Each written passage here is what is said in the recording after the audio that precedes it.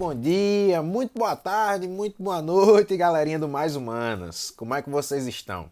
Meu nome é Gabriel Graciano, mas pode me chamar de Gra. Sou professor de História e hoje eu venho aqui com o objetivo de te ajudar a ter uma visão crítica, um posicionamento crítico diante de imagens. Meu objetivo todinho é facilitar o seu conhecimento, ou melhor, a sua análise crítica em relação a isso. Para isso utilizaremos duas obras. A primeira delas vai ser a obra de Pedro Américo, Independência ou Morte, e a segunda, Os Retirantes de Cândido Portinari. Começando por Pedro, eu quero iniciar através de um questionamento. O que você pensa quando a gente está tratando de independência do Brasil? Num primeiro momento, a gente pode pensar em feriado, pensar em descanso, pensar em praia, pensar em não estudar nesse dia. Massa, show! Mas o segundo pensamento que a gente pode ter, né, nessa expectativa é justamente o pensamento de ter essa imagem do Pedro Américo, que é uma imagem icônica sobre a história do Brasil.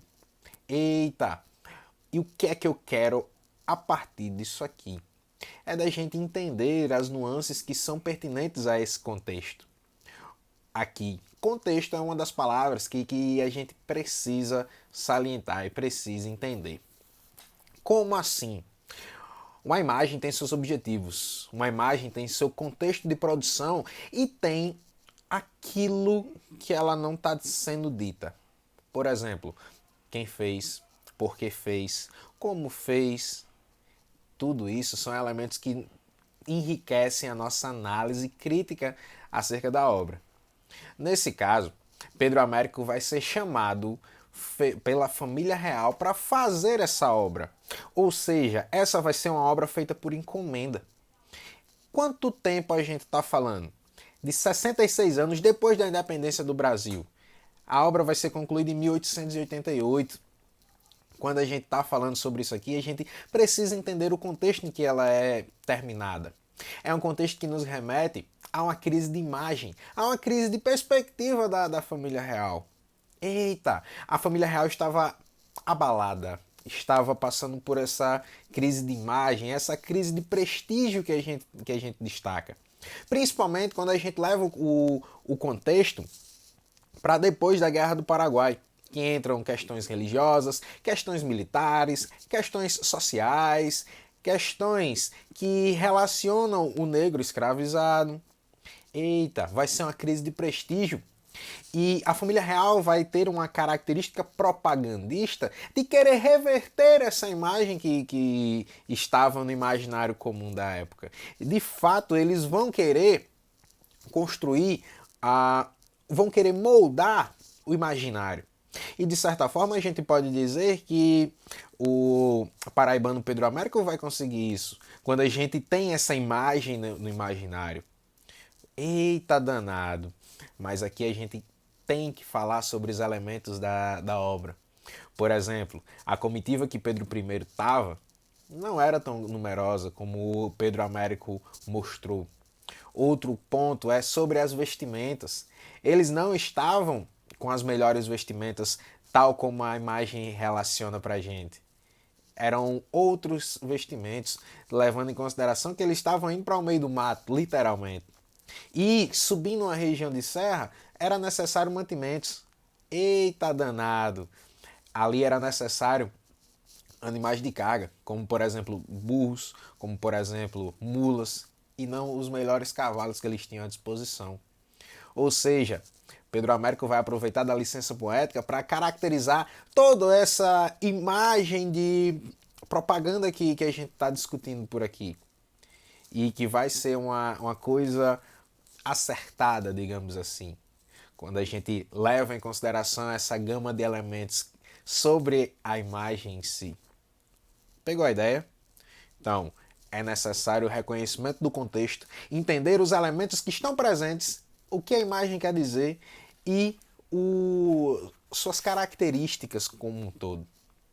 Iniciando a análise sobre a segunda obra, que a gente vai fazer referência aos Retirantes de Cândido Portinari, datada de 1944, que vai marcar um contexto bem diferente, mas é um contexto também de construção. O que é que a gente percebe aqui nesse período? A construção, ou melhor, a busca por uma construção artística nacional. Cândido Portinari fazia parte do movimento artístico do modernismo brasileiro. Eita, aqui a gente vai observar influências, por exemplo, do cubismo de Picasso, influências do movimento modernista do México, que vai datar ali do iniciozinho do século XX, quando a gente vai ter o conflito da Primeira Grande Guerra, que a gente vai ter a crise de 29, e que vão ter por objetivos justamente a característica de quê? De fazer uma denúncia social, de caracterizar essa relação social existente. O que é que a gente pode perceber, por exemplo, na pintura de Picasso? De Picasso não, perdão, na pintura de Portinari. É justamente essa característica denunciativa. Os retirantes vão configurar, vão caracterizar a fuga de nordestinos da região em busca de melhores condições de vida. Uma fuga da seca que estava cometida no Nordeste naquele período. Eita, na imagem a gente consegue perceber 9 figuras humanas.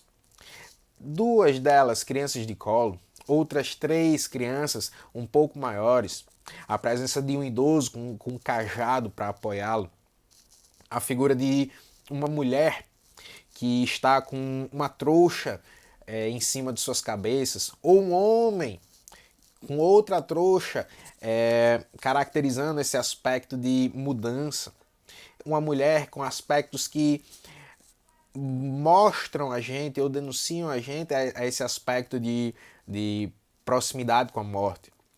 Uma das características também que a gente pode perceber é esse embate relacionando entre o sagrado e o profano.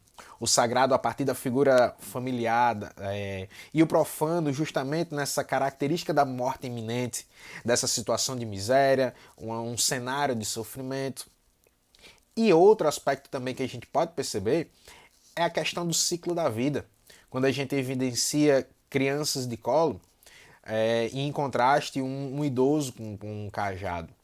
São aspectos que a gente pode tirar informações para fortalecer o nosso conceito, o nosso contexto, da gente poder ter uma análise crítica da obra e tirar delas elementos que nos permitem fazer uma melhor análise, ter um melhor conhecimento do que a obra quer passar para a gente. Beleza? Como indicação de leitura, quero aqui fazer para vocês um texto de um professor historiador de José Murilo de Carvalho, onde ele vai estar justamente tratando sobre a obra de Pedro Américo.